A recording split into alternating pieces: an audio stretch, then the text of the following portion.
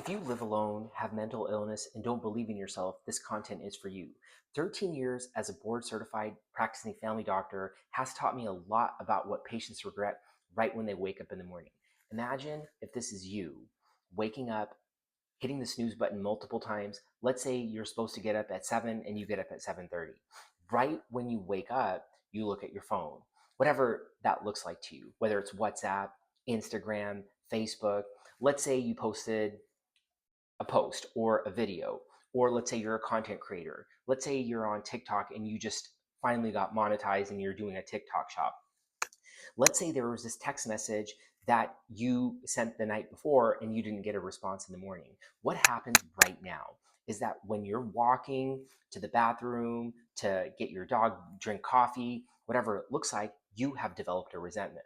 What happens when you develop this resentment is that you are going to regret it later. Why is that? Because you're going to do things that are not maybe within your core value set. Your core value health has not been understood. Now you can see how I didn't say fix or overcome. When there are patients who are in their mid 20s who experience this throughout the day, what they'll do is they'll say, well, later on, it'll get better. Maybe tomorrow. But I got this friend who's going to come work out with me. I bet when I go see the doctor and I get labs done, it's going to get better. And then what happens is that they turn 32, 34, 36, gaining a little bit more weight, hypertensive.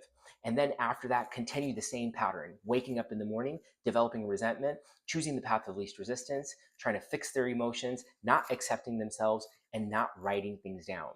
It's not only that I have been in practice since 2012, which makes it 13 years as a board certified family doctor.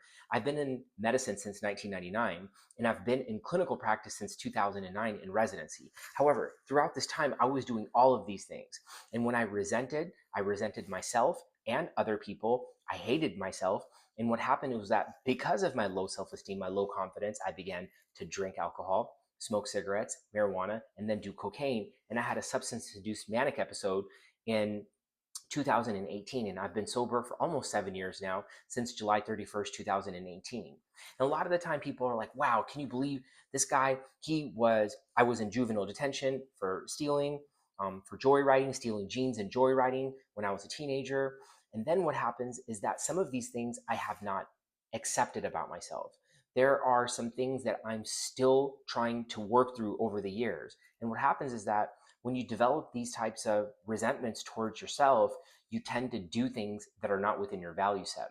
Now, I get it that, I was 60 pounds overweight. I lost weight. Now I look better. I get it that I was doing alcohol, drugs. I had a substance-induced manic episode. I'm sober now. I get it that I eat healthy, I meditate, I have my finances in order. But the biggest thing of this journey, and what you need to know, is that I went from self-hate to self-love by writing things down all the time. Medical evidence shows that cognitive behavioral therapy, mindfulness, which Mind Hygiene is a proprietary process that I've developed based on my lived experiences, supported by dialectical behavioral therapy, eye movement desensitization, reprocessing therapy, will help you feel better every second. What I mean by that is that when you believe in yourself, you live alone, like I have most of my life, you will be able to write these things down. Okay, why is it that I don't like myself? Oh, is it because I wake up and hit the snooze button?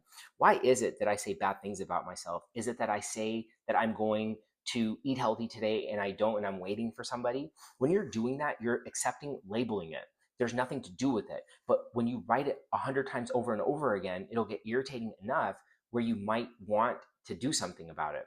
And what happens here is that then when you start writing more and more and more, you start understanding more and more and more.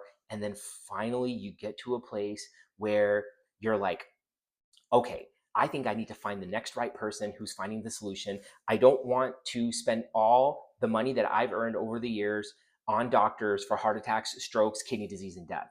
What this means for you is that you need to write down exactly what's going on when you wake up in the morning so you don't regret your life when you get older. There will be a link in the description for a Mind Hygiene PDF that you can download.